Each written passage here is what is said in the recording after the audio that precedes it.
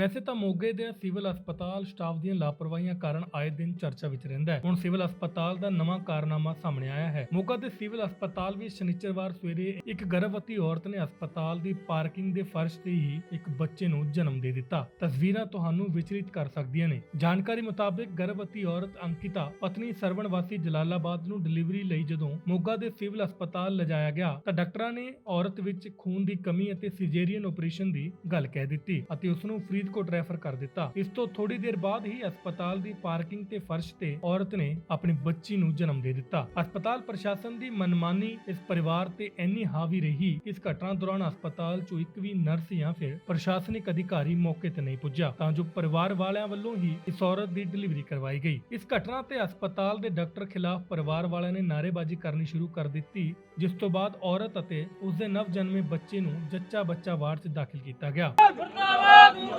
भारत सरकार मुर्दाबाद केंद्र अमरिंदर मुर्दाबाद हरजोत कमल इस्तीफा दो हरजोत कमल इस्तीफा दो। ਬੱਚੀ ਦੀ ਹਾਲਾਤ ਨੂੰ ਵਿਗੜਦਿਆਂ ਦੇਖਦੇ ਮੋਗੇ ਦੇ ਡਾਕਟਰਾਂ ਵੱਲੋਂ ਫਰੀਦਕੋਟ ਮੈਡੀਕਲ ਕਾਲਜ ਰੈਫਰ ਕਰ ਦਿੱਤਾ, ਜਿੱਥੇ ਹੁਣ ਬੱਚੀ ਦੀ ਹਾਲਤ ਠੀਕ ਦੱਸੀ ਜਾ ਰਹੀ ਹੈ। ਉਧਰ ਜਨਰਲ ਵਾਰਡ ਨਾਲ ਸੰਬੰਧਿਤ ਮਹਿਲਾ ਡਾਕਟਰ ਨਾਲ ਇਸ ਮਾਮਲੇ ਤੇ ਗੱਲਬਾਤ ਕੀਤੀ ਗਈ ਤਾਂ ਉਹਨਾਂ ਨੇ ਕੀ ਕਿਹਾ, ਤੁਸੀਂ ਵੀ ਸੁਣੋ। देखो साढ़े कोल सुबह 5:15 बजे अंकिता नाम की पेशेंट आई है एंबूलेंस से। फर्स्ट बेबी सी 19 साल की सी, जलालाबाद की रहने वाली सी। ठीक है, पेशेंट एग्जामिन होया। पेशेंट बहुत हाई रिस्क केस सीगा। ਉਹਦਾ खून सिर्फ 6 ग्राम ਸੀਗਾ ਤੇ ਉਹ ਲੇਬਰ 'ਚ ਸੀਗੀ। ठीक है, ਇੰਨਾ ਰਿਸਕੀ ਪੇਸ਼ੈਂਟ ਦੀਆਂ ਬਹੁਤ ਕੰਪਲਿਕੇਸ਼ਨਸ ਹੁੰਦੀਆਂ ਨੇ ਪੋਸਟ ਡਿਲੀਵਰੀ। ਠੀਕ ਹੈ, ਅਸੀਂ ਪੇਸ਼ੈਂਟ ਨੂੰ ਫਰੀਦਕੋਟ ਜਾਣ ਲਈ ਕਿਹਾ ਸੀ, ਜੋ ਕਿ ਇੱਕ ਸਰਕਾਰੀ ਮੈਡੀਕਲ ਕਾਲਜ ਹੈ ਵੱਡਾ। ਠੀਕ ਹੈ, ਬਟ ਪੇਸ਼ੈਂਟ ਕਹਿੰਦਾ, ਪਹਿਲਾਂ ਪੇਸ਼ੈਂਟ ਮੰਨ ਗਿਆ ਕਿ ਠੀਕ ਹੈ ਅਸੀਂ ਚੱਲ ਜਾਂਦੇ ਹਾਂ। ਇੰਨੇ ਅਸੀਂ ਪੇਸ਼ੈਂਟ ਨੂੰ ਨਾਲ ਦੇ ਰੂਮ 'ਚ ਬਿਠਾਇਆ ਜਿੱਥੇ ਦੂਸਰੇ ਪੇਸ਼ੈਂਟਸ ਹੁੰਦੇ ਨੇ ਕਿ ਐਂਬੂਲੈਂਸ ਆ ਰਹੀ ਹੈ, ਤੁਸੀਂ ਵੇਟ ਕਰੋ। ਨਾਲ ਹੀ ਸਾਡੇ ਕੋਲ ਇੱਕ ਹੋਰ ਪੇਸ਼ੈਂਟ ਆ ਗਿਆ ਫੁੱਲ ਡਾਇਲੇਟੇਸ਼ਨ ਤੇ। ਸਟਾਫ ਸਾਰਾ ਬਿਜ਼ੀ ਹੋ ਗਿਆ ਉਹਦੀ ਡਿਲੀਵਰੀ ਕੰਡਕਟ ਕਰਨ 'ਚ। ਠੀਕ ਹੈ, ਦੈਨ ਪੇਸ਼ੈਂਟ ਸਾਨੂੰ ਕਹਿੰਦਾ ਕਿ ਅਸੀਂ ਫਰੀਦਕੋਟ ਨਹੀਂ ਜਾਵਾਂਗੇ, ਅਸੀਂ ਪ੍ਰਾਈਵੇਟ ਹੀ ਜਾਵਾਂਗੇ। ਠੀਕ ਹੈ, ਤੇ ਜਿਸ ਚੀਜ਼ ਦੇ ਬਕਾਇਦਾ ਪੇਸ਼ੈਂਟ ਆਪਦੇ ਸਾਈਨ ਦਿੱਤੇ ਹੋਏ ਨੇ ਉੱਪਰ ਕਿ ਅਸੀਂ ਫਰੀਦਕੋਟ ਨਹੀਂ ਜਾਣਾ, ਅਸੀਂ ਪ੍ਰਾਈਵੇਟ ਜਾਵਾਂਗੇ, ਸਾਈਨ ਦੇ ਕੇ ਪੇਸ਼ੈਂਟ ਬਿਨਾਂ ਕਿਸੇ ਨੂੰ ਇਨਫੋਰਮ ਕੀਤੇ ਆਪਣੇ ਆਪ ਚਲਾ ਗਿਆ ਉੱਥੇ। ਮੈਮ ਉਹਨਾਂ ਦਾ ਕਹਿਣਾ ਹੈ ਕਿ ਧੱਕੇ ਨਾਲ ਜਿਹੜੇ ਥੰਬ ਇੰਪ੍ਰੈਸ਼ਨ ਲਵਾਏ ਗਏ ਆ ਉਹਨਾਂ ਦੇ ਨਹੀਂ ਧੱਕੇ ਨਾਲ ਕੁਝ ਨਹੀਂ ਲਗਵਾਇਆ ਜਾਂਦਾ। ਦੇਖੋ ਹਰ ਚੀਜ਼ ਦੀ ਡਾਕੂਮੈਂਟੇਸ਼ਨ ਹੁੰਦੀ ਹੈ। ਕੱਲ ਨੂੰ ਪੇਸ਼ੈਂਟ ਤੁਸੀਂ ਪੇਸ਼ੈਂਟ ਕਹਿ ਰਿਹਾ ਕਿ ਕੱਲ ਨੂੰ ਪੇਸ਼ੈਂਟ ਸਾਡੇ ਤੇ ਕੁਝ ਵੀ ਇਲਜ਼ਾਮ ਲਗਵਾ ਸਕਦਾ ਸੀ ਨਾ। ਜੇ ਪੇਸ਼ੈਂਟ ਨੇ ਆਪਦੇ ਮੂੰਹੋਂ ਕੋਈ ਗੱਲ ਕਹੀ ਹੈ, ਸਾਨੂੰ ਉਹਦੀ ਡਾਕੂਮੈਂਟੇਸ਼ਨ ਤਾਂ ਚਾਹੀਦੀ ਹੈ ਨਾ। ਅੱਜ ਕੱਲ ਬਿਨਾਂ ਡਾਕੂਮੈਂਟੇਸ਼ਨ ਤੋਂ ਕੋਈ ਯਕੀਨ ਤਾਂ ਕਰਦਾ ਨਹੀਂ। ਮੈਮ ਮਾਰਕੁੱਟ ਵੀ ਕੀਤੀ ਗਈ ਹੈ, ਉਹਨਾਂ ਦੀ ਸ਼ਰਟ ਫੜੀ। ਪਲੀਜ਼ ਮਾਰਕੁੱਟ ਕੌਣ ਕਰੇਗਾ? ਇਦਾਂ ਤਾਂ ਮੈਂ ਕੁਝ ਕਹਿ ਦਿੰਦੀ ਹਾਂ, ਤੁਸੀਂ ਉੱਤੇ ਯਕੀਨ ਕਰ ਲਓਗੇ। ਅਸੀਂ ਤਾਂ ਤੁਹਾਡਾ ਤਾਈਓ ਪੱਖ। ਹਾਂਜੀ, ਇਦਾਂ ਤਾਂ ਜੇ ਪੇਸ਼ੈਂਟ ਕਹਿ ਰਿਹਾ ਕਿ ਪੇਸ਼ੈਂਟ ਨੇ ਮਾਰਕੁੱਟ ਕੀਤੀ ਹੈ ਤੇ ਫਿਰ ਮੈਂ ਕੁਝ ਵੀ ਕਹਿ ਦਿੰਦੀ ਹਾਂ, ਤੁਸੀਂ ਯਕੀਨ ਕਰੋਗੇ? ਪਹਿਲੀ ਗੱਲ, ਮੈਂ ਕਿਉਂ ਕੋਈ ਗਲਤ ਬਿਆਨ ਦੇਵਾਂ? ਠੀਕ ਹੈ, it is very easy to say ਕੁਝ ਵੀ। ਕਿੱਦਾਂ ਹਾਲਤ ਹੈ ਜੀ? ਪੇਸ਼ੈਂਟ ਬਿਲਕੁਲ ਠੀਕ ਹੈ, ਫਿਲਹਾਲ ਠੀਕ ਹੈ। ਅਸੀਂ ਉਹਨੂੰ ਮੋਨੀਟਰ ਕਰ ਰਹੇ ਹਾਂ, ਉਹਨੂੰ ਬਲੱਡ ਲੱਗ ਰਿਹਾ। ਦੂਜੀ ਗੱਲ, ਪੇਸ਼ੈਂਟ ਕੋਈ ਰਿਪੋਰਟ ਨਹੀਂ ਲੈ ਕੇ ਆਇਆ ਆਪਦੀ। 9 ਮਹੀਨੇ 'ਚ ਪੇਸ਼ੈਂਟ ਪ੍ਰੈਗਨੈਂਟ ਸੀ, ਕਿਤੇ ਤਾਂ ਚੈੱਕਅਪ ਕਰਾਇਆ ਹੋ। ਜੇ ਇੱਕ ਵਾਰ ਵੀ ਗਈ ਹੈ ਡਾਕਟਰ ਕੋਲ, ਡਾਕਟਰ ਫਸਟ ਵਿਜ਼ਿਟ ਤੇ ਹੀ ਸਾਰੀਆਂ ਇਨਵੈਸਟੀਗੇਸ਼ਨਸ ਬੋਲਦਾ। ਪੇਸ਼ੈਂਟ ਨੇ ਸਾਡੇ ਤੋਂ ਕੋਈ ਇਨਵੈਸਟੀਗੇਸ਼ਨ ਨਹੀਂ ਸਾਨੂੰ ਦਿਖਾਈ। ਅਸੀਂ ਕਦੋਂ ਦੇ ਬੋਲੀ ਜਾ ਰਹੇ ਹਾਂ ਇਨਵੈਸਟੀਗੇਸ਼ਨਸ ਦੋ, ਨਹੀਂ ਦੇ ਰਹੇ, ਜਦ ਕਿ ਅਸੀਂ ਆਪਦੀਆਂ ਕਰਵਾ ਚੁੱਕੇ ਸੀ। ਬਟ ਸਟਿਲ ਪੁਰਾਣਾ ਰਿਕਾਰਡ ਤਾਂ ਪਤਾ ਹੋਣਾ ਚਾਹੀਦਾ ਨਾ। ਬੱਚਾ ਬਿਲਕੁਲ ਠੀਕ ਹੈ, 2.5 ਕਿਲੋ ਦਾ ਬਹੁਤ ਹੈਲਦੀ ਫੀਮੇਲ ਬੇਬੀ ਹੈ। Baby is fine.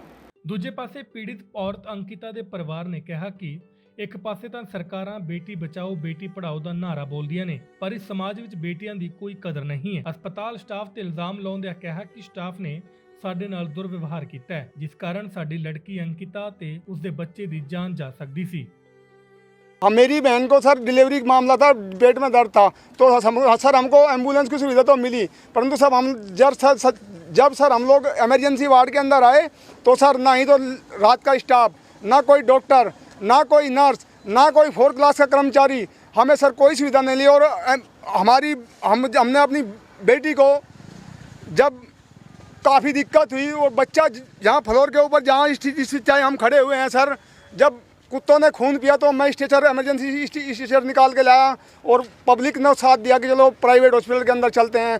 तो सर हमारे लिए कोई सुविधा नहीं है, दलितों के लिए, बेटियों के लिए कोई यहाँ पर हमारे साथ काबिल नहीं। सर हम ये मांग करते हैं कि ऐसे डॉक्टर और ऐसा प्रशासन और शासन ऐसा नहीं होना चाहिए। बेटी या तो बेटियों के लिए अन्याय, या तो प्रधानमंत्री नारा बंद करे भारत के अंदर, अगर बेटी सुरक्षित नहीं है तो मैं क्या उम्मीद रखूंगा अपने अपने अदालत है मुझ पर। ਤੁਹਾਨੂੰ ਦੱਸ ਦਈਏ ਕਿ ਇਹ ਕੋਈ ਪਹਿਲੀ ਘਟਨਾ ਨਹੀਂ ਹੈ, ਸਗੋਂ ਇਸ ਤੋਂ ਪਹਿਲਾਂ ਵੀ ਮੋਗੇ ਦੇ ਸਿਵਲ ਹਸਪਤਾਲ 'ਚ ਜਨਵਰੀ 2020 ਵਿੱਚ ਇੱਕ ਔਰਤ ਵੱਲੋਂ ਫਰਸ਼ ਤੇ ਹੀ ਬੱਚੇ ਨੂੰ ਜਨਮ ਦਿੱਤਾ ਗਿਆ ਸੀ, ਜਿਸ ਤੋਂ ਬਾਅਦ ਹਸਪਤਾਲ ਕਾਫੀ ਦੇਰ ਸੁਰੱਖਿਆ ਵਿੱਚ ਰਿਹਾ ਸੀ। ਹੁਣ ਸਵਾਲ ਇਹ ਖੜਾ ਹੁੰਦਾ ਹੈ ਕਿ ਮੋਗਾ ਦੇ ਹਸਪਤਾਲ ਪ੍ਰਸ਼ਾਸਨ ਦਾ ਜ਼ਮੀਰ ਬਿਲਕੁਲ ਹੀ ਮਰ ਚੁੱਕਿਆ ਹੈ। ਇੱਥੋਂ ਦੇ ਪ੍ਰਸ਼ਾਸਨ 'ਚ ਜਰਾ ਵੀ ਇਨਸਾਨੀਅਤ ਨਹੀਂ ਬਚੀ। ਹਸਪਤਾਲ ਪ੍ਰਸ਼ਾਸਨ ਨੂੰ ਪਤਾ ਲੱਗਣ ਦੇ ਬਾਵਜੂਦ ਵੀ ਗਰਭਵਤੀ ਮਹਿਲਾ ਨੂੰ ਸੰਭਾਲਿਆ ਨਹੀਂ ਗਿਆ। ਗਨੀਮਤ ਰਹੀ ਕਿ ਡਿਲੀਵਰੀ ਠੀਕ ਹੋ ਗਈ, ਜੱਚਾ ਬੱਚਾ ਦੋਵੇਂ ਠੀਕ ਨੇ, ਪਰ ਪਰਮਾਤਮਾ ਨਾ ਕਰਦਾ ਇਸ ਘਟਨਾ 'ਚ ਬੱਚੇ ਦੀ ਜਾਂ ਬੱਚੇ ਦੀ ਮਾਂ ਦੀ ਜਾਨ ਚਲੀ ਜਾਂਦੀ ਤਾਂ ਪ੍ਰਸ਼ਾਸਨ ਤੇ ਢੁਕਵੀਂ ਕਾਰਵਾਈ ਬਣਨੀ ਸੀ। ਸਾਡੀਆਂ ਸਰਕਾਰਾਂ ਨੂੰ ਐਸੇ ਬੇਪਰਵਾਹ ਤੇ ਲਾਪਰਵਾਹ ਹਸਪਤਾਲ ਪ੍ਰਸ਼ਾਸਨ ਉੱਤੇ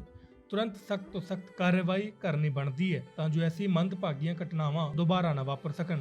देश विदेश की तमाम खबरों से जुड़े रहने के लिए सब्सक्राइब करें सच कहूं और बेल आइकन प्रेस करके पाएं हर लेटेस्ट अपडेट सबसे पहले।